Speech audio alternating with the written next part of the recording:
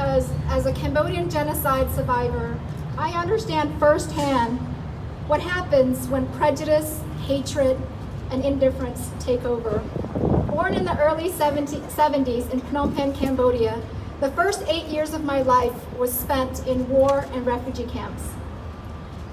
Upon their victory of the Civil War, the Khmer Rouge, a communist regime led by Pol Pot, drove millions of Cambodian citizens out of cities and into countrysides where women, men, and children were forced into labor camps. The Khmer Rouge wanted to turn Cambodia backwards into a socialist agrarian society where all citizens are expected to work for the common good, where living arrangements would be communal, there would be no rich and no poor, and where meals would be rationed. The Khmer Rouge persecuted the educated, doctors, lawyers, business leaders, military and police officers. Christians, Buddhists, and Muslims were also targeted. Hospitals were burned, schools were outlawed.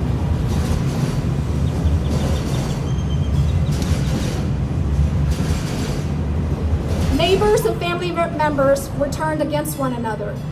Children were turned against their parents.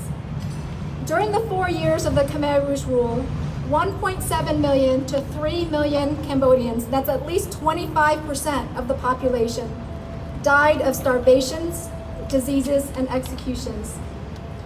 My family of 7 survived this horrific era. After the Khmer Rouge was defeated in 1979, my family escaped to the Thailand refugee camps. After living in various refugee camps for about 2 years, my family was sponsored by the U.S. Catholic Conference Migration and Refugee Services here in Dallas, Texas. A sponsoring organization helped us find housing, secure food stamps, found jobs for my parents, and registered us kids into school. As an 8-year-old, I started my first schooling in the 3rd grade. I am forever grateful to all the upstanders who helped my family and myself to rebuild our lives. I would not be here today if it were not for upstanders like my 3rd grade teacher, Mr. John Gallagher, who in his late 20s raised his hand and said, "I will teach the children and look after them." These are newly arrived refugee children from Cambodia and from Laos. Mr. Gallagher was also the reason I was able to get a college education at SMU. Upstanders like Mr. Ron Coward, a Dallas police officer who patrolled Dallas's Little Asia.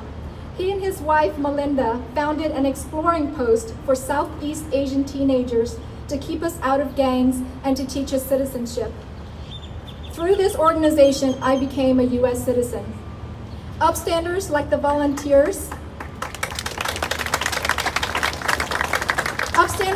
volunteers of Dallas's nonprofit organizations who provided after-school programs and free lunches in the summers, through which I benefited greatly. To whom much has been given, much is expected. I know we've all heard that phrase. I'm happy to have my parents and fellow Cambodian survivors with me here today, celebrating this wonderful occasion.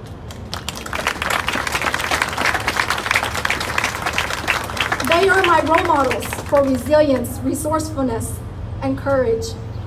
The current museum teaches students to be upstanders and not bystanders. I can only imagine how many more lives will be changed with this message in our new facility. It is my honor to stand here among other genocide survivors and to know that our stories will never be forgotten, and that through the museum's work, we can positively impact attitudes and change behaviors through education. Thank you.